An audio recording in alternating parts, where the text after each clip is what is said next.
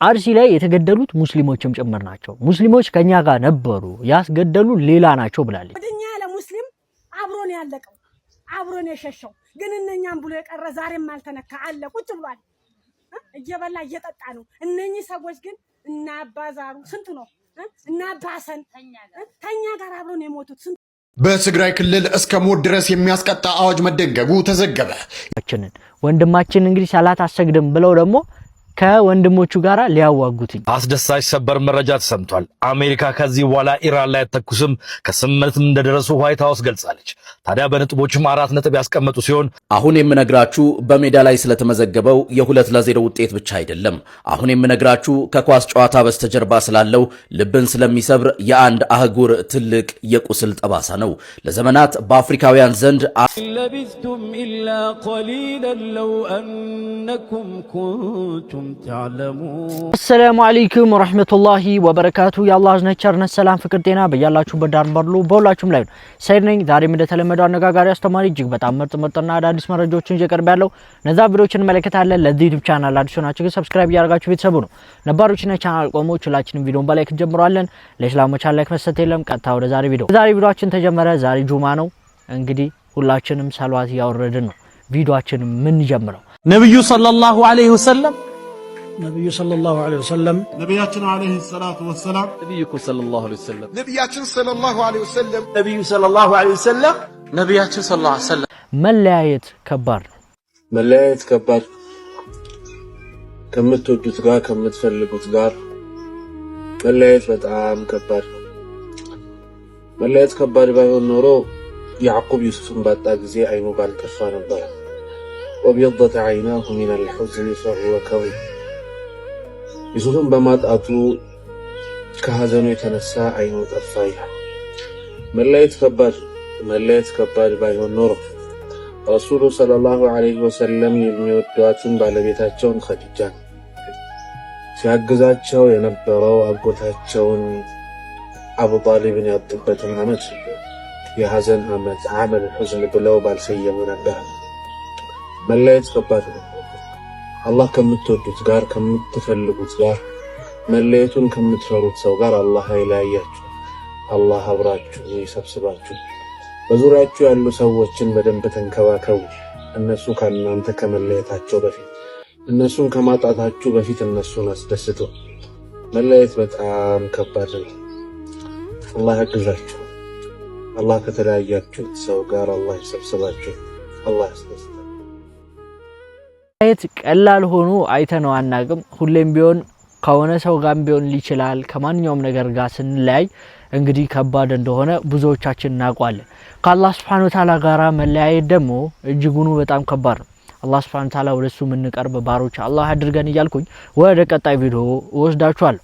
አሁን የምንመለከተው ቪዲዮ እንግዲህ የታርጋ ጉዳይ ይሆናል። 56000 ብር ተመን የወጣለት አዲሱ የኢትዮጵያ ታርጋ ብዙዎችን እያነጋገረ ይገኛል። ቅሬታም እየቀረበበት ነው። እዚህ ላይም ተመስርቶ እንግዲህ ጋዜጠኛ ኤልያስ መሰረት አንድ ጽሁፍን አጋርቷል። ይህን ጽሁፍ ወደ እናንተ ላቅርብላችሁ። ታዲያሱም በዛሬው ዕለት ባጋራው ጽሁፍ መሰረት እንደዚህ ይላል። ለስራ ሰሞኑን ወደ አንድ ከተማ ተዛውሬ ነበር። በዛም እንግዲህ የመኪና ታርጋ አዲስ የሆነ የመኪና ታርጋ ማውጣት ከኔ ይጠበቅ ነበር። እሱን ለማውጣትም ሄጄ ነበር። ለዚህም አዲስ ለሆነ ታርጋ የከፈልኩት $25 ሲሆን በእኛ 4200 ብር ገደማ ነው ብሏል። ታዲያ የታርጋው ማተሚያ ስንት ይሆናል ብዬ ጠይቄያቸው ነበር። እነሱም $5 ብለውኛል። ከዛ ውጭ ያለው እንግዲህ ፕሮሰስ ለማድረግ የሚያስፈልግ ክፍያ ነው ሲሉ ተናግረዋል ብለዋል። ታዲያ ማጣራቴ በዚህ ብቻ አልበቃም። ወደ ዌብሳይት በመግባት በቻይና ሀገር የሚሸጡትን ታርጋዎች ለማጣራት ሞክሬያለሁ ብሏል። ታዲያ በኦንላይን ከአከፋፋዮች እንዳጣራሁት ከሆነ $1 እስከ $2 እስከ $5 ድረስ ሁለቱም ታርጋዎች ማለትም የፊትና የኋላ ታትመው ይሸጣሉ። ታዲያ ኢትዮጵያ የምታትመው ለአዲሱ ታርጋ ለምንድነው $350 የሚከፈልበት ምክንያት ለምንድነው እስከ 60,000 ብር የሚጠየቀው ሲል እንግዲህ ሐሳቡን አስቀምጧል። ጥያቄ አቅርቧል። ታዲያ እሱም እንዳስቀመጠው መልከታ ከሆነ ይህንን ነገር ከአይኤምኤፍ ጋር ግንኙነት እንዳለው ተናግሯል። ከአይኤምኤፍ ብድር ጋር እንደሚገናኝ ተናግሯል ማለት ነው በዚህ ሐሳቡ ላይ። እናንተስ ይህንን የአዲስ ታርጋ ጉዳይና ዋጋ እንዴት ተመለከታችሁት? የሀገር ውስጥና ከውጭ ሀገር ሲነጻጸር ያለው የዋጋ ልዩነት ከምን የመጣ ነው ብላችሁ ታስባላችሁ? ዓለማችን ላይ ከሚገኙ ከሌሎች ታርጋ የኢትዮጵያ ታርጋ በምን ይለያል? ሐሳባችሁና ጥያቄያችሁን ኮሜንት ላይ አስቀምጡልኝ። ብሩክ ነኝ። መልካም ቀን ይሁንላችሁ። ፎሎና ላይክ ማድረግ እንዳትረሱ።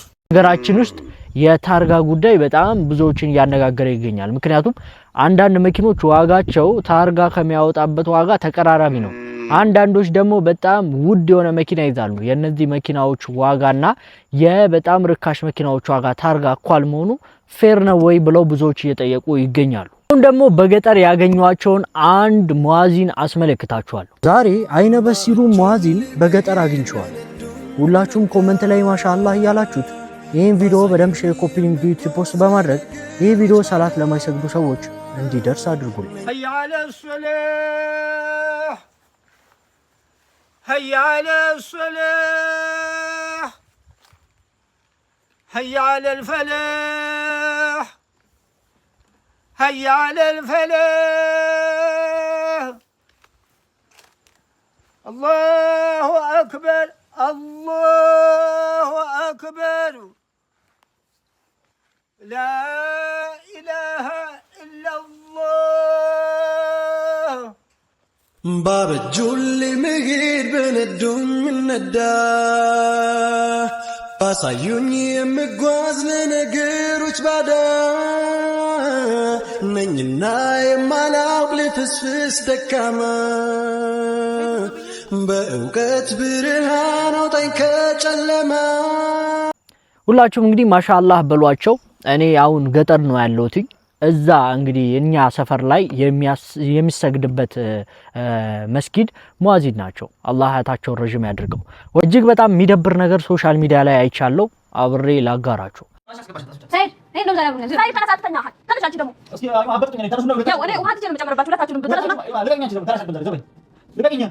አው ይተነሽ ነገር ይችላል ወይ ከኔ ጋር መጣላት ከፈለግሽ ነው እንጂ ሳይ ተረሳ ነው ነገር አድርጋችሁ እንዴ አይ እኔ ደግሞ እኔ ተኛ በቃ እኔ ደግሞ ነው ከፈግኝ እንተኛ በቃ ከፈግኝ ዛሬ ተራሻለሁ በቤት መጣለሽ እንዴ ወደ በቃ ላይ ለሳቤት ይሄ ፕሮፌሽናል ነው ሰለም ነበር በስከዚህ መጣች አንቺ ምን አስበሽ ነው ቆይ አይ አንደኛ ነገር ማለት ተራሽና ታውቂም እንዴ አንቺ ቤት መጣለሽ መብራት ሲስተካከል ሰሎም ምትኝ ኮነ ነገር ሰሎና አለው ብለሽ እንጂ አሁን ሳይ እኔ ነገር ታል አሁን ወይ ጉቱና እዛ ሳሎም ተኝ እኔ ተኛበታለሁ እንጂ እዚህ ጋር መጣችሁ አትናገሩ ነገር አሁን አይማን ሰኛለሽ እዛኛው ፍላት ፍላት ነው ዘተኝ እኔ አሁን ያለኛ ሲገመኔ ዛሬ አምሮኛል በቃ እኔ ካንተ የሚያስፈልገኝ ነው ዘመተኛ ያው አማሻላ ሳይት ቀጥላችሁ ጉቱና ይሄ ግለሰብ ዩቲዩበር ነው እንደምታውቁት። ድራማ እየሰራ ነው ያለው። በጣም የሚያስጠላ ቀፋፊ የሆነ ነገር እየሰራ ነው ያለው።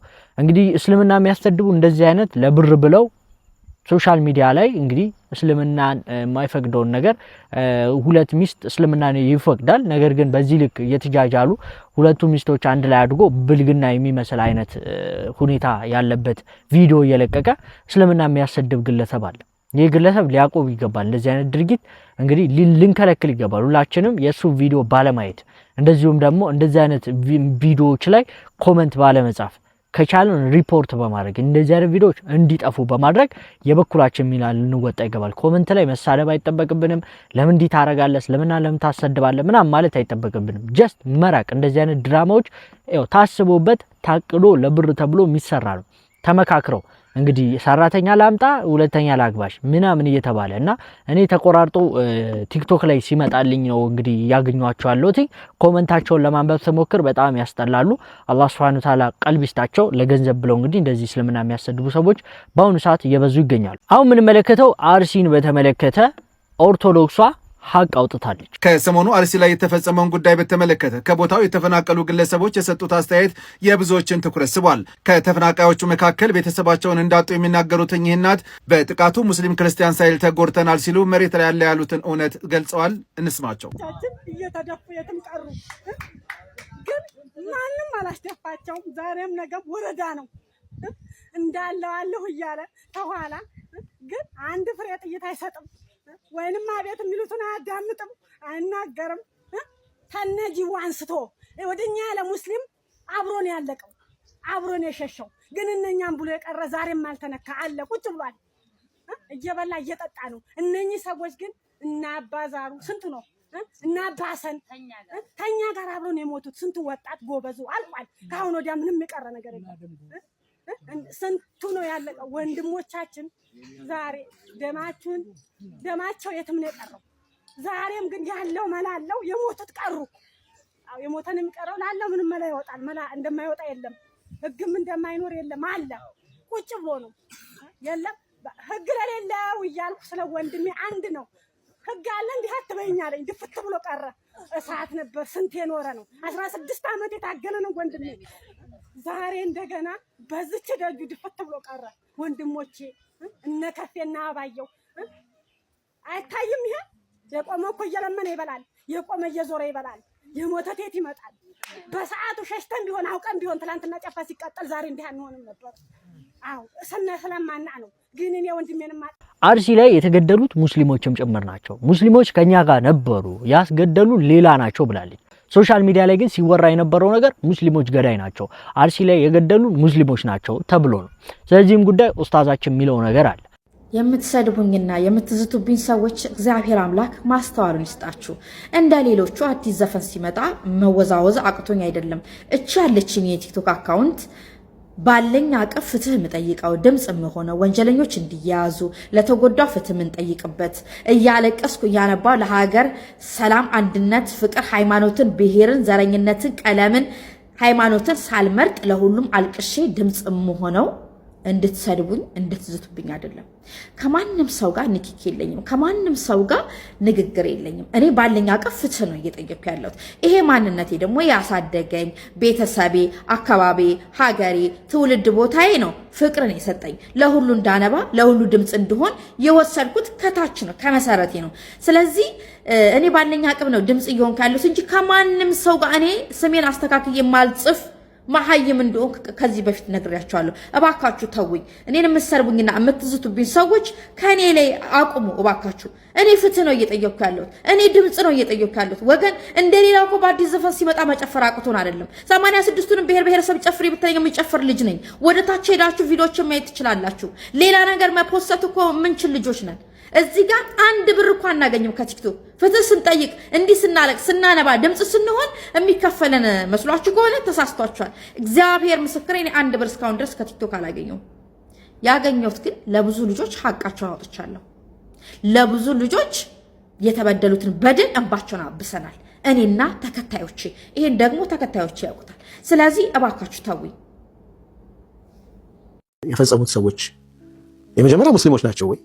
ሁለተኛ ሙስሊሞች ቢሆኑስ ግለሰቦች አይደሉም ወይ?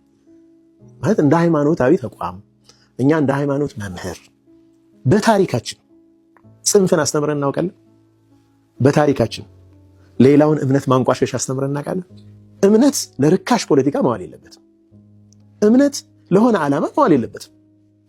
እምነት ነው። በቃ የሃይማኖቶች ትልቁ ሚናም እኮ ማነጽ ነው አይደለ? ስብዕናን መቅረጽ ነው። ልበሰፊነትን ማስተማር ነው። መጪውን ዓለም አስቦ እዚህ ዓለም ላይ መልካምነትን ነው ፕሮሞት የሚያደርጉት። እምነት ይህ ነው ትክክለኛ ትርጓሜ። እስላም ስፔሲፊካሊ ደግሞ እንዲህ አይነት ማህበረሰብ ነው የሚፈጥረው። ኦኬ፣ ለሆነ ፖለቲካ ዓላማ የሆኑ ሰዎች የሆነ ነገር አደረጉ። ሙስሊሞችም ይሁኑ አይሁኑም በጋራ ቆመን በጋራ ያንን ነገር ድርጊቱን ማውገዝና እንዳይደገም ምን እናደርግ ተብሎ ቁጭ ብሎ መነጋገር እንጂ እናንተ ናችሁ እንደዚህ በየትኛው አሁን ማስረጃ አምጡ ቢባል እኮ አንዲት ነገር የሚያመጣት የለችም። ሐቂቃ ማለት ነው። እኛም መከላከል ውስጥ መግባት የለብንም። ሐሰትን መሰረት አድርጎ በዚህ ክስተት እንኳን በአርሲው ክስተት መጨረሻ ምን እንደተጣራና እንደተደረሰበት ይታወቃል። በፍጹም በሩቅም በቅርብም ከእስልምና ጋር የሚገናኝ ጉዳይ አይደለም። ጉዳይ ጭራሽ ሙስሊምም ሞቷል እዚህ ጉዳይ ላይ። በቃ ከዚህ ጋር ካልተገናኘነ ሙስሊሙ ሰለባም ነው። ጥፋት አጥፊዎችም ውስጥ ሊኖር ይችላል። በቃ በግለሰብ ደረጃ አንድ ላይ ሁሉም የሚፈጥረው ነገር እንጂ ለይተህ እስልምናንና ሙስሊሞችን የዚህ ሰለባዎችም ሆነው አንዳንዴ እንደገና ተከሳሽ የሚሆኑበት ሁኔታ አለ። ይሄ አይጠቅምም። ውሸት አይጠቅምም። በቃ አምላክን አምናለሁ የሚል ራሱ የሚያምንበትን እምነት የሚደግፈው አይደለም። እምነቱ ራሱ እውነተኝነትን ነው ማናችንም መስበክ ያለብን። ሐሰት የሆነን ነገር መሰረት አድርጎ ሀገርንም ህዝብንም የሚጎዳ ነገር በሚዲያዎች ማሰራጨት ይሄ ኃላፊነት መጉደልም ነው፣ ሀገርን መጥላትም ነው። ለኔ ሀገርን መውደድ ማለት መረጃን አጣርተህ ትክክለኛ የሆነ ነገር መለየት፣ ከዛ ደግሞ አንዳንድ ጊዜ እኮ መረጃዎቹን ራሱ ባወጣቸው በህዝብና በሀገር ላይ ምን ሊያመጡብኝ ይችላሉ? እኔ በምጽፋት ጽሁፍ አንድ ህይወት አንድ ሰው ቢጎዳን ያልጠየቅም። ከመጻፌ በፊት ከመናገሬ በፊት እኮ ማወቅ አለብኝ። የምናገራት እቺ ንግግሬ ምንድን ነው የምታመጣው? ምን ኮንሲኩዌንስ አላት? ህዝብ ላይ ምን ታመጣለች? ሀገር ላይ ምን ታመጣለች? ዛሬ አንድ ነገር ተናግረህ መመለስ አትችልም አይደል እንዴ? አይ ማስተባበል ራሱ ማስተባበያው በደንብ እንደመጀመሪያው ፕሮሞት እንደማይደረግ ታውቃለህ። ሼርም ኮሜንትም አይደረግም። ማስተባበያው አንድ ጊዜ ከወጣ ዳሜጁ ኦልሬዲ ሃፕን ያደርጋል። ስለዚህ ራሳችንን በዛ ሌቭል ብናይ መልካም ነው። ባረከላሁ ፊክ። እንግዲህ ኡስታዛችን ያስተላለፈው መልእክትና የሴትዮዋ ምስክር እዛው ቦታ ላይ ከተገደሉባቸው ሰዎች ውስጥ የነበሩ ሰዎች ቤተሰብ ነች። እቺ ሴት ሐቁን አውርታለች። ኢስላም እንደዚህ ነው። በቃ ከተቸገረ ከሐቅ ጎን ከፍትህ ጎን መቆሙን አሳይቷል። ሁሉም ሙስሊም ለአርሲ ኦርቶዶክሳውያን ድምጽ ሆኗል። ነገር ግን አንድ ታዋቂ ቲክቶከር እንግዲህ ስለ አክሱም ድምጽ ስለሆነ እሱን እንግዲህ አያዙኝ ልቀቁኝ እያሉት ይገኛሉ። ስለዚህ ማተብ የሚመጣ መከራ እንቀበላለን። ቤተክርስቲያኒቷን መድፈር ግን አደጋ ነው። A few moments later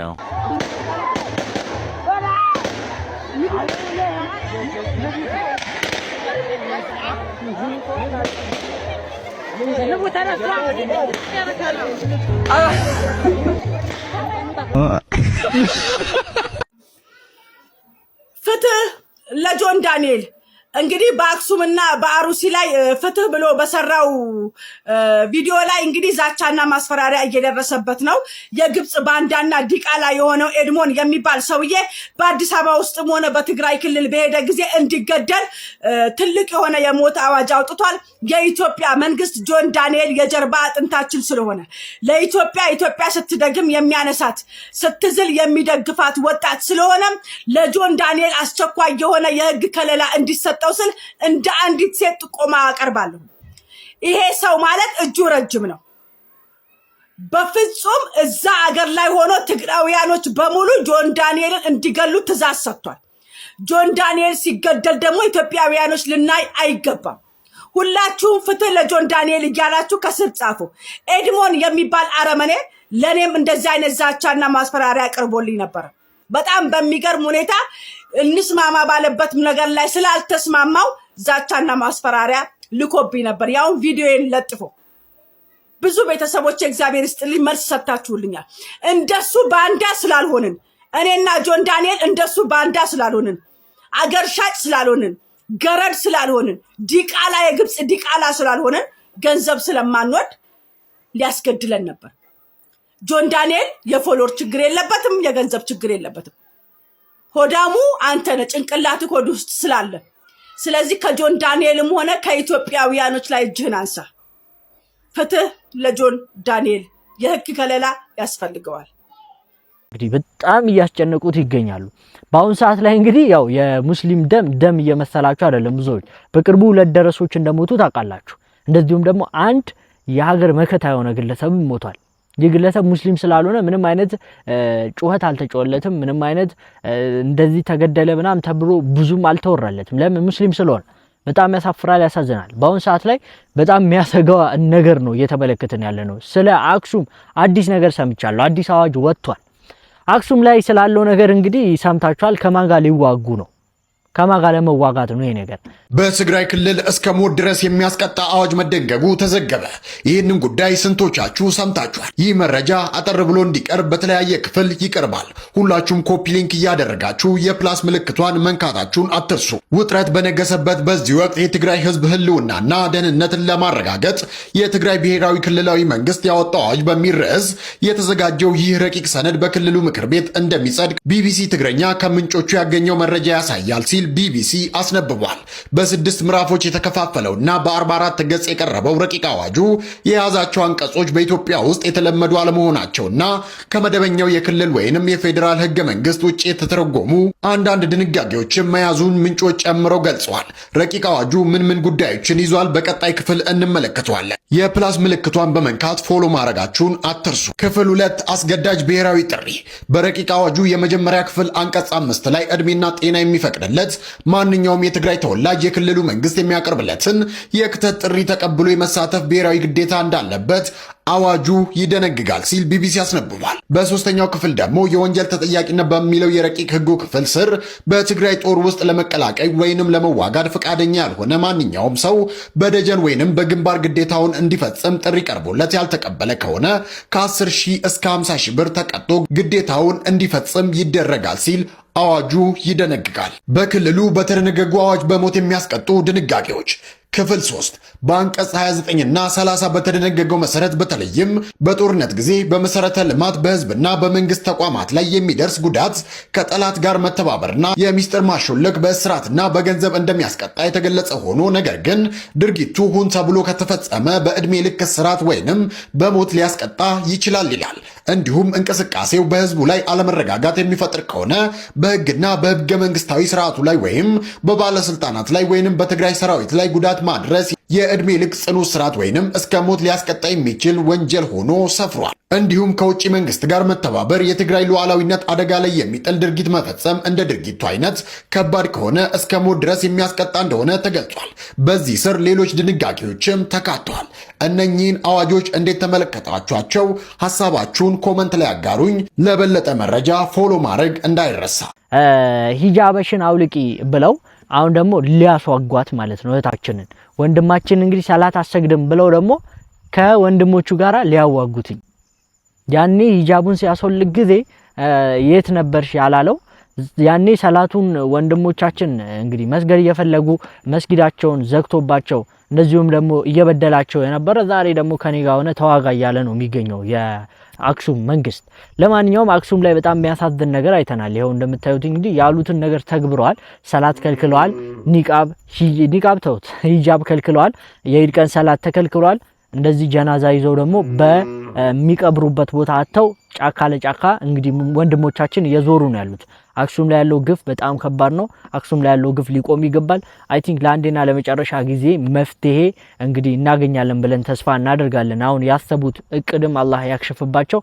እንግዲህ እርስ በርስ ሊያጣሉንም አስበዋል መሰለኝ። ይሄ የምትመለከቱት ቪዲዮ ሙሽራን ለማምጣት ወደ ገጠር እየሄዱ እንዳይመስላችሁ።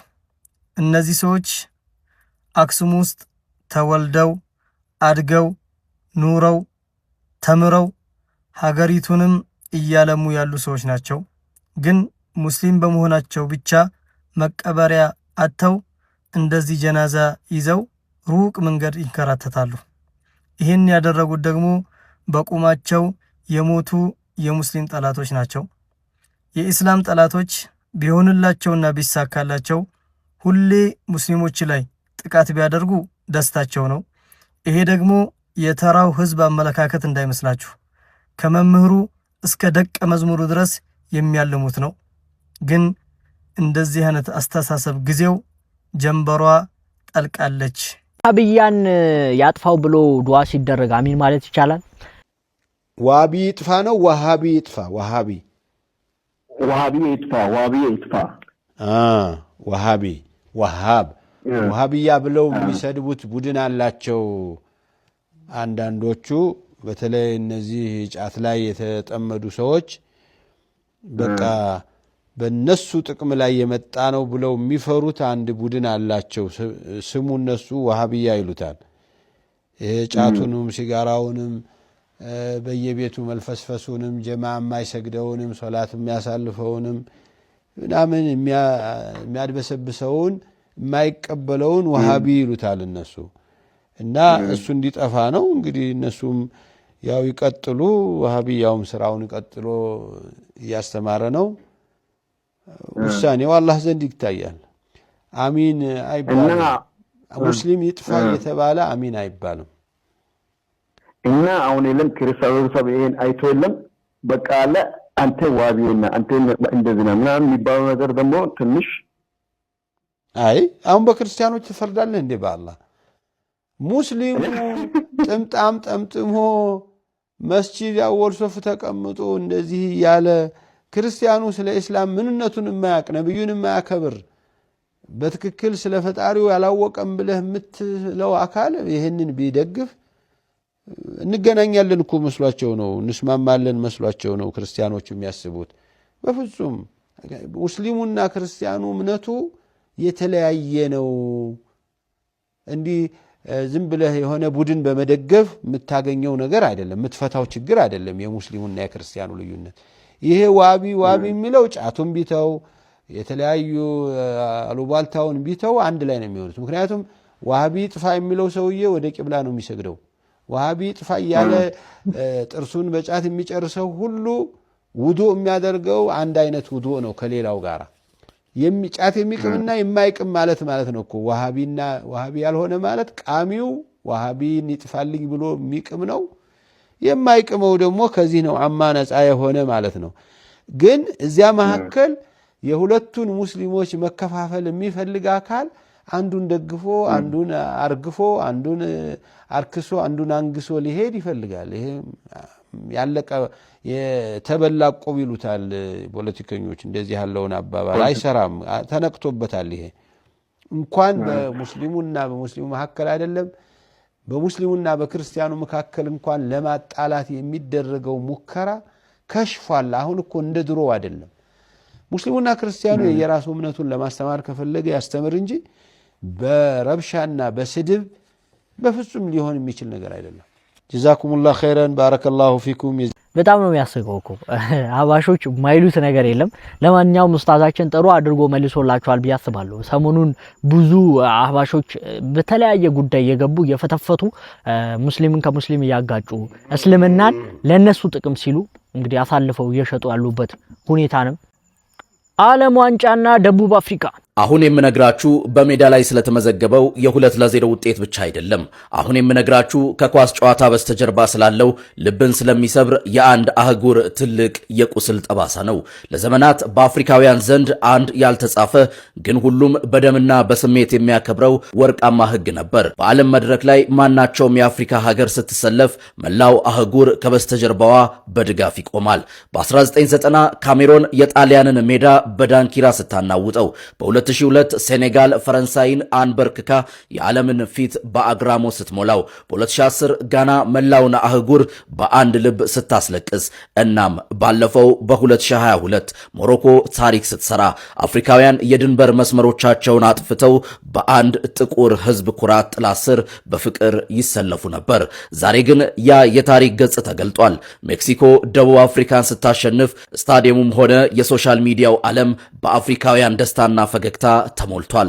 አፍሪካውያን የራሳቸውን ወንድም ትተው አረንጓዴውን የሜክሲኮ ማሊያ ለብሰው የውጭ ሀገርን በኩራት ደግፈዋል። ይህ ጥላቻ ወይም ክፋት አይደለም፣ ይልቁኑ ለዓመታት የተጠራቀመ የልብ ስብራት እንጂ። የቀስተ ደመናዋ ምድር እየተባለች የምትጠራው የኔልሰን ማንዴላ መናኸሪያ የሆነችው ደቡብ አፍሪካ የተሻለ ህይወት ፍለጋና ተጠግተው ሊኖሩ የመጡ የአፍሪካ ወንድሞቿን በዜኖፎቢያ ወይም በውጭ ዜጎች ጥላቻ እሳት ስታነድ ቆይታለች። በኦፕሬሽን ዱዱላ ስም ንብረት ሲዘረፍ፣ ስደተኛው አፍሪካዊ በገዛ ወንድሙ በግፍ ሲሳደድና ሲገደል፣ ያኔ መላው አፍሪካ በጥልቅ ሐዘን ውስጥ ሆኖ ይህንን ትዝብት በልቡ መዝግቦት ነበር። አሁን ያ በልብ የታመቀው ቁስል በአረንጓዴው ሳር ላይ ወጣ። ደቡብ አፍሪካውያን በሜክሲኮ ሲሸነፉ አፍሪካውያን እናንተ እኛን ከሀገራችሁ ስታባረሩን እኛ ደግሞ ከልባችን አውጥተን አባረናችኋል የሚል ግልጽ መልእክት በኳሱ መድረክ አስተላልፈዋል። ደቡብ አፍሪካ ራሷን ከአፍሪካ ስታገል አህጉሩም በተራው ፊቱን አዞረባት። ስፖርት ከመዝናኛነት አልፎ የህዝቦችን የውስጥ ስሜት የሚያሳይ ትልቅ መስታወት መሆኑን ይህ ጨዋታ በግልጽ አሳይቷል። ደቡብ አፍሪካ በሚቀጥሉት ጨዋታዎች ብታሸንፍ እንኳ ይህንን የሰበረችውን የአፍሪካውያን ልብና የጠፋውን ፍቅር በኳስ ድል ልትመልሰው ትችል ይሆን? ወይንስ ይህ ውድድር ደቡብ አፍሪካ በአህጉሪቱ ላይ ያላትን ቦታ ሙሉ በሙሉ ያጣችበት የታሪክ ምዕራፍ ሆኖ ይመዘገባል? እናንተስ ምን ታስባላችሁ? ሐሳባችሁን ኮሜንት ላይ አስፍሩልኝ። የዓለም ዋንጫ ልዩ ዘገባ ከበሱ ፈቃድ ጋር ምርጫችሁ አድርጉ። መልካም ጊዜ። ከደቂቆች በኋላ የሚጀምረው የዓለም ዋንጫና ከእስልምና ጋር በተገናኘ የተዘገበውን አንድ አስደሳች መረጃ ላጋራችሁ። ይህኛው የዓለም ዋንጫ ማለትም የ2026ቱ የዓለም ዋንጫ እጅግ በጣም ብዛት ያላቸው ሙስሊሞች የሚሳተፉበት እንዲሁም ደግሞ እጅግ በጣም ብዛት ያላቸው ሙስሊም በዚህ ሀገራቶች የሚሳተፉበት የዓለም ዋንጫ ሪከርድ ሰባሪ የዓለም ዋንጫ እንደሆነ ተነግሯል። ይህም ማለት ወደ 14 የሚጠጉ ሙስሊም በዚህ ሆኑ ካንትሪዎች ሀገራቶች በዚሁ ዓለም ዋንጫ ላይ ይሳተፋሉ። ለምሳሌ እንደ ዩዝቤኪስታን ያሉ እንደ ጆርዳን ያሉ ሀገራቶች ለመጀመሪያ ጊዜ በዓለም ዋንጫ የሚሳተፉ ሲሆን እንደ ኢራቅ ያሉ ሀገራቶች ደግሞ ከረጅም ዓመታት ቆይታ በኋላ ወደዚህ ውድድር የምትመለስ ሙስሊም ሀገር መሆኗ ነው የተዘገበው። ከዚህም ባሻገር ደግሞ አውሮፓዊቷ ሀገር የነ ኤዲን ዤኮ ሀገር ቦስኒያን በዚህ ውድድር ላይ ከዲኬድ ከምድረው ከ10 ዓመታት በኋላ ወደ ውድድሩ የተመለሰች ሌላኛዋ ሙስሊም ሀገር እንደሆነች የተዘገበ ሲሆን እንደ ሳዑዲ አረቢያ፣ እንደ ኢራን፣ እንደ ኢራቅ ያሉ ሀገር ኢራቅም ከ57 ዓመት ቆይታ በኋላ አካባቢ ነው ወደዚህ ውድድር የተመለሰችው። ከዚህም ባሻገር እንደ ሴኔጋል፣ ኮትዲቫር ያሉ እንደ ዩዝቤኪስታን የጠቀስኩላችሁ ሀገራቶች ጨምሮ ወደ 14 የሚጠጉ ሀገራቶች በዚህ ውድድር ላይ የሚሳተፉበት እንደመሆኑ መጠን ይህ ዓለም ዋንጫ ሪከርድ ሰባሪ ሙስሊም በዚህ ሆኑ ኳስ ተጫዋቾች የሚሳተፉበት የዓለም ዋንጫ እንደሆነ ተዘግቧል። ይህ ለምን አስደሳች እንደሆነ ግልጽ ላድርግላችሁ። እንደምታውቁት የዓለም ዋንጫ የሚከናወነው 3 ሀገራቶች በጣምራ ሆኖ የሚያዘጋጁት የዓለም ዋንጫ ነው። ማለትም አሜሪካ፣ ሜክሲኮ እና ጎረቤት ሀገር ካናዳ። እነዚህ 3 ሀገራቶች በጋራ ሆኖ ነው የሚያዘጋጁት። አሜሪካ ደግሞ ብዙውን ድርሻ ትወስዳለች። ማለትም በ11 ከተሞቿ ይህን ውድድር የምታዘጋጅ ሲሆን የቀረውን ደግሞ 2 እና 3 እንትኖችን ደግሞ እነዚህ ሀገራቶች ሼር የሚያደርጉት ነው የሚሆነው። ታዲያ የአሜሪካ ሙስሊም ሀገራቶችን ወይም ደግሞ ሙስሊሞችና ምድር ይባሉ ስደተኞችን የምትጠላ ሀገር ነች። ጥቁሮችን የምትጠላ ሀገር እንደሆነች ይነገርላታል። ይህም በዚህም ምክንያት እንግዲህ ወደ አሜሪካ እንዳይገቡ ባን የተደረጉ ሀገራቶች ሊስት የተደረጉ ሀገራቶች አሉ። ከነዚህ መካከል ሁላችሁ የምታውቋቸው እንደ ሶማሊያ፣ ሱዳን፣ እነ ደቡብ ሱዳን፣ እነ ሶሪያ፣ እነ ሊቢያ ምናምን እጅግ በጣም ሙስሊም በዚህ የሆኑ ሀገራቶችን ጭምር አሜሪካ ባን ታደርጋለች። ይህም ደግሞ የፕሬዚዳንት ዶናልድ ትራምፕ ውሳኔ ነው። የዚህ ምክንያት መቼም ይጠፋችኋል ብዬ አላስብም። ታዲያ ለሙስሊሞች ጥሩ አመለካከት የሌላት አሜሪካ ውስጥ ሙስሊም ኳስ ተጫዋቾች እንግዲህ በኳሱ ወቅት ላይ ምድር አግብተው ስጁድ እንደሚያደርጉ ወይም ከጨዋታ በፊት እንግዲህ እስልምናቸው እንደሚያንጸባረቁ ይታያል። ታዲያ እንደዚህ አይነት ውድድሮች ላይ ደግሞ ፕሬዚደንቱም ሊታደሙ እንደሚችሉ ስታስቡት የሆነ ደስ የሚል ድባብ እንደሚፈጥር ምንም አይነት ጥርጣሬ የለውም። እንደ መሐመድ ሳላ እንደነ ዊሊያም ሳሊባ እንዲሁም ደግሞ ሴኔጋል ምናምን ብቻ መጥቀስ አይጠበቀኝም። እነ ግብጽ ምናምን ያላቸው ነገር ማወቅ አይከብዳችሁም። እና እነዚህ ሀገራቶች የሚሳተፉበት እጅግ በጣም ምርጥ የሆነ የዓለም ዋንጫ እንደሚሆን ተነግሯል። እንግዲህ ውድድሩ ኤኒዌይስ አሁን ተጀምሯል ማለት ትችላላችሁ ቪዲዮ በምፖስትበት ወቅት ማለት ነው። ታዲያ እጅግ በጣም ብዙ ሙስሊሞች የሚሳተፉበት ምርጥ የዓለም ዋንጫ ውድድር እንደሆነ ጭምር ተነግሯል ማለት ነው። ይህን ላርሳችሁ ብዬ ነው። እንደምታውቁት አሜሪካ ብዙዎች ላይ የማይሆን ነገር ጥቁሮችና ምንድነው ይባሉ በቀደም ሴኔጋል ላይ እንኳን ያደረገችው ነገር እጅግ በጣም አስከፊ ነበረ። ቪዲዮውን እዚህ ጋር ላይ ያዘላችሁ እዚህ ጋር እንደምትመለከቱት ሴኔጋሎች ወደ አሜሪካ የሚገቡት ወቅት ላይ ጫማቸው ሳይቀር እያንዳንዷ ነገሯ በውሻና በምንድነው በስካነር ጭምር ነበር ሲፈተሹ የነበረው። እዚህ ጋር እንደምትመለከቱ አንደኛው ቪዲዮ ላይ ከኮን እንደተመለከታችሁ ደግሞ የስፔን ብሔራዊ ቡድን ሲገቡ ደግሞ እጅግ በጣም በሚያምር መልኩ ተቀብሏቸዋል ማለት ነው። ይህም ደግሞ አሜሪካ ምን አይነት ትሪትመንት እንደምትጠቀም ያሳየበትም እጅግ አሳፋሪም ተግባር ነው። ብቻ በዛም በዚህም የነገሮቹ መነሻ ምክንያት ምን እንደሆነ ሁላችሁም የምታውቁት ነገር ነውና ይህን የዓለም ዋንጫ እንግዲህ ለማየት ሁላችንም ካለው ነገር አንጻር ጓጉተናል። እስኪ እናንተን ኮሜንት ላይ ማን ይህን ውድድር ይበላ ደስ ይላችኋል የሚለውን ነገር አሳውቁኝ። እኔ በግሌ አሁንም ልል የምችለው አንደኛ አርጀንቲና፣ ከዛ በኋላ ብራዚል ወይ ስፔን ይብሉት።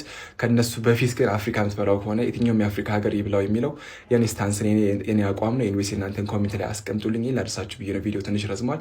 በደንብ ኮፒ ሊንክ፣ ሼር፣ ሪፖስት አድርጉት። ሰላም አለይኩም፣ ይመቻችሁ።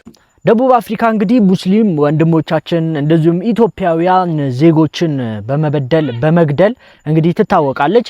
መላው አፍሪካ ፊቱን አዙሮባታል። ፊቱን ያዞረበት ምክንያት በቅርቡ መጤጠል የሆኑ ደቡብ አፍሪካውያን ብዙ ንጹሃን መጤዎችን እንግዲህ ገለዋል። እንደዚሁም ከሀገራችን ውጡልን እያሉ ነበር። በዚህ የተነሳ ሜክሲኮን እንግዲህ ብዙዎች በመደገፍ እንግዲህ ከሜክሲኮ ጎን ቆሟል። በዛም እንግዲህ ደቡብ አፍሪካ ደግሞ ተሸንፋለች። በዚህም ብዙ አፍሪካውያን ደስ ብሏቸዋል። እንደውም ብዙዎች የደቡብ አፍሪካን ካርታ እየገነጠሉ አፍሪካን ለብቻዋ እንግዲህ ያስመለከቱን ነበረ።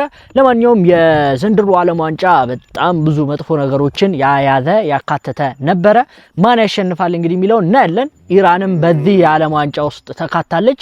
እንግዲህ ከአሜሪካ ጋር በነበራት ጦርነት ምክንያትም እንግዲህ ከአሜሪካ ሀገር ውስጥ እንዳያድሩ ሆቴል እንዳይጠቀሙ ተገደዋል። ላሚቷ እንግዲህ እምቢ ብላኛለች። ኧረ ዝም በይ በአላህ። እሺ አሁን የምንመለከተው እንግዲህ የውጭ መረጃዎችን ነው። ፋይናሊ ዶናልድ ትራምፕ ከኢራን ጋር ስምምነት ላይ መድረሳቸውን አሳውቀዋል። ትናንትና ማታ እዚህ ጋር የምታዩትን ኦፊሻል ፖስታቸው ላይ እንግዲህ እንደምታዩት በአሜሪካም ሆነ በኢራን ቶፕ አመራሮች አፕሩቭ የተደረገ ስምምነት ላይ መደረሱን አሳውቀዋል። ይህንን ተከትሎ ደግሞ ትናንት ማታ ሊያደርጉት አስበው የነበረውንም ጥቃት ማቆማቸውን መሰረዛቸውንም አሳውቀዋል። እዚህ ጋር ይህን ስምምነት እንግዲህ ቶፕ የኢራን ሊደርሺፖች አፕሩቭ አድርገውታል ብለዋል። ኤንድ ደግሞ ሌሎች ምንድነው አፕሩቭ ባይ ኦል ፓርቲስ እዚህ ጦርነት ላይ በአንድም ሆነ በሌላ መልኩ ኢንቮልቭድ ሆነው የነበሩ ሌሎች ፓርቲዎች አፕሩቭ አድርገውታል ብለዋል። እነዛ እዚህ ጋር ሜንሽን አድርገዋቸዋል። እዚህ ጋር ዩናይትድ ስቴትስ፣ እስራኤል፣ ሳውዲ አረቢያ፣ ቀጠር፣ ተርኪ፣ ፓኪስታን፣ ባህሬን፣ ኩዌት፣ ጆርዳን፣ ኢጂፕት እና ሌሎችም ሁሉም ተስማምተውበታል ብለዋል። እንግዲህ በዚህ ስምምነት እሳቸው ይህንን ይበሉ እንጂ በኢራን በኩል እስካሁን ድረስ ኮንፈርሜሽን ሆነ ዲናያል የለም፣ ማመንም መካድም የለም እስካሁን ድረስ። ምናልባትም ደግሞ ዶናልድ ትራምፕ እዚህ ጋር ቶፕ የኢራን አመራሮች ያሏቸው ሜቢ ፕሬዚዳንቱን ፎሬን ሚኒስትሩ ምናምን ይሆናል እንጂ ዋናው አያቶላው ጋር ይህ ጉዳይ ደርሶ አፕሩቭ ስለመደረጉ የታወቀ ነገር አለመኖሩን ተከትሎ ምናልባትም የአያቶላ ሙጅተባ ኾሜኒ አፕሩቫል ገና ይተጠበቀ ሊሆን ይችላል በኢራን በኩል እስካሁን ድረስ ኮንፈርም ኦር ዲና ያለመደረጉ። ለማንኛውም ግን በእስራኤል በኩል ግን ደግሞ እስራኤል እዚህ ጉዳይ ላይ ኢንቮልቭድ እንዳልነበረችና ነገር ግን የዶናልድ ትራምፕን ጥረት እንደምትደግፍ አሳውቃለች። እዚህ ጋር እስራኤል የተባለውም ሳክስ ነው ማለት ነው። አቶ ቢኒያም ከዶናልድ ትራምፕ ጋር ሰሞኑን የገቡበት መቃቃር እንደቀጠለ ሆኖ እንግዲህ በዚህ ድርድር ትላንትና ስምምነት ተደረሰበት የተባለው ድርድርም ላይ ምንም የተነገራቸው ነገር አለመኖሩንና ደውለው የዶናልድ ትራምፕ የቅርብ ሰዎች ጓደኞች ጋር እየደወሉ ለማጣራት ሲሞክሩ እንደነበረ አክሲዮስ ዘገባ ይዞ ወጥቷል። ስለዚህ እስራኤልም የተነገራት ነገር የለም። ለማንኛውም ይህ አግሪመንት እንግዲህ ሜሞራንደም ኦፍ አንደርስታንዲንግ እንጂ የሆነ ኮምፕሬሄንሲቭ የሆነ አግሪመንት አይደለም። እዚህ ሜሞራንደም ኦፍ አንደርስታንዲንግ ላይ ጦርነቱ ለ60 ቀን የተኩስ አቁም ስምምነቱ ለ60 ቀን ይራዘማል ይላል። አሁን የሚስማሙበት ያ ብቻ ሳይሆን እንግዲህ በዚህ 60 ቀን ኢራን ነዳጇን ያለምንም ሳንክሽንና ያለምንም እንቅፋት እንድትሸጥና ገንዘብ እንድታገኝ ይደረጋል። ይህ ስምምነት ከልክ ኢሚዲየትሊ እንደተፈረመ ለሁርሙዝ ሰርጥ ይከፈታል። ኢራንም ትከፍታለች፣ አሜሪካም ብሎኬዷን ታነሳለች። ሁርሙዝ ሰርጥ ያለማንም እንትን እንደ ልብ መርከቦች እንዲንቀሳቀሱ መደረግ አለበት ነው አግሪመንቱ ይህንን የሚለው። ለማንኛውም ይህን አግሪመንት እንግዲህ በዚህ ዊኬንድ ዛሬ ጁምዓ ነው፣ ቅዳሜና እሁድ በዚህ ዊኬንድ ይፈራረማሉ ነው የተባለው። ይህንን ተከትሎ እንግዲህ ይህንን በአሜሪካ በኩል የሚፈርሙት የዶናልድ ትራምፕ ምክትል ፕሬዚዳንት የሆኑት ጄዲ ቫንስ ናቸው። ስለዚህ እሳቸው ሊፈርሙ ሲሄዱ እንግዲህ የሚጠቀሙባቸውን ኢኩዊፕመንቶችና መኪናዎችን የጫነ የአሜሪካ 4 የሚሆኑ የአሜሪካ የሚሊተሪ ካርጎ ፕሌኖች ከአሜሪካ ተነስተው እንግዲህ ወደ ዩሮፕ ሄደዋል። እዚህ ጋር እንደምታዩት እንግዲህ ታይም ኤንድ ፕሌስ ኦፍ ሳይኒንግ ቱ ቢ አናውንስድ ሾርትሊ ብለው ነበረ ትራምፕ ትላንትና። የሚፈርምበት ቀንና እንዲሁም ቦታ ሾርትሊ ይነገራቸዋል፣ በቅርቡ ይነገራቸዋል ብለው ነበር። አሁን እየወጡ እንዳሉ ሪፖርቶች እንግዲህ ጄኔቫ ውስጥ ነው ይፈረማል እየተባለ ያለው። ስለዚህ ወደ ጄኔቫ 4 የአሜሪካ የጦር ካርጎ ፕሌኖች እንግዲህ የዶናልድ ትራምፕ የሚፈርሙትን ግሩፖች ላይ የጄዲ ቫንስን ምክትል ፕሬዚዳንቱን ጨምሮ እነሱ የሚጠቀሙበትን መንቀሳቀሻዎች እንዲሁም ኢኩዊፕመንቶች የጫኑ የጦር ካርጎ ፕሌኖች ሄደዋል ኦልሬዲ ወደ ጄኔቫ። እንዳልኳችሁ እንግዲህ በኢራን በኩል እስካሁን ድረስ ምንም ነገር የተባለ ነገር የለም። ለማንኛውም ግን ይህ አቺቭመንት ራሱ የተደረሰው ትናንትና ቀጠር ወደ ኢራን ሄዳ ከኢራን ፎሬን ሚኒስቴር ጋር የቀጠር ተደራዳሪዎች ማውራታቸውን ተከትሎ ነው እንግዲህ ይህ ስምምነት የተደረሰው። ለማንኛውም ፋይናላይዝ ያደረጉት ቀጠሮች ቢሆንም ግን በቀጠርና በፓኪስታን መካከል ግን አግሪመንት አለ። ይህ ስምምነት በኢስላማባድ አግሪመንት እንደሚባል ስምምነት አለ ማለት ነው። ዩኤስ እና ኢራን ከስምምነት መድረሳቸውን ሁለቱም ወገኖች እያስታወቁ ይገኛሉ። ዶናልድ ትራምፕ ምሽቱን ባስተላለፉት መልእክት አሜሪካና ኢራን ታላቅ ስምምነት አድርጓል ብለዋል። በሁለቱ ወገኖች መካከል በቅርቡ ፍርሚያ የሚደረግ ሲሆን የሚፈራረሙበት ቦታ ምናልባት ዩሮፕ ሊሆን እንደሚችል ዶናልድ ትራምፕ አስታውቀዋል። ኢራን በበኩሏ ከዩኤስኤ ጋር የመጨረሻ ስምምነት ላይ ባንደርስም ትልቁ የድርድር ፓርት በስምምነት ተጠናቋል ብላለች። ኢራን ለማንኛውም በተጠንቀቅ መቆሟን ያስታወቀች ሲሆን ዓለም ከትልቅ ምኞት ጋር የሁለቱን ሀገራት መስማማት ይጠባበቃል። ለፈጣን መረጃ ፎሎ ማድረግ እንዳትረሱ። አስደሳች ሰበር መረጃ ተሰምቷል። አሜሪካ ከዚህ በኋላ ኢራን ላይ አትተኩስም፣ ከስምምነትም እንደደረሱ ዋይት ሃውስ ገልጻለች። ታዲያ በነጥቦችም 4 ነጥብ ያስቀመጡ ሲሆን ኢራን የተደረገባት የነዳጅ ማዕቀብ እንዲላላ እንዲሁም ገንዘቧ እንዲለቀቅ ከዛም ባሻገር $300 ቢሊዮን ለመልሶ ማቋቋም እንዲከፈላት፣ ሆርሙዝ ሰርጥ እንዲከፈት፣ መርከቦች በነጻት እንዲንቀሳቀሱ ከዛም ባሻገር ዋናው ደግሞ ኢራን ኒኩሌር ላይ ያላትን አቋም መተውና ኒኩሌር አያስፈልገኝ የሚለው መስማማት ላይ እንደሚደርሱ በጄኔቫ በሚደረገው G7 7ቱ ሀገራት ውይይት ላይ እንደሚፈራረሙም ታውቋል። ከዚህ በኋላ አሜሪካ እውነትም አትተኩስምን? ኢራንስ ይህን ስምምነት ተቀብላ አሜን ብላ ትኖራለች? ወደፊትም እና ይሆናል። ሰናይ ቀን ተመኘው። አሁን እንግዲህ ስምምነት ላይ ደርሰዋል የሚባለው ነገር ጥሩ ነገር ነው። እንግዲህ አላህ ሀይሩን ነገር ያምጣልን። ሳይነበርኩ ቪዲዮ ላይክ፣ ቻናል ሰብስክራይብ አድርጉ። ቪዲዮ መተላይ ሻል ሼር አድርጉ። አላህ በጀንታ ያገናኘን። ወሰላሙ አለይኩም ወራህመቱላሂ ወበረካቱ።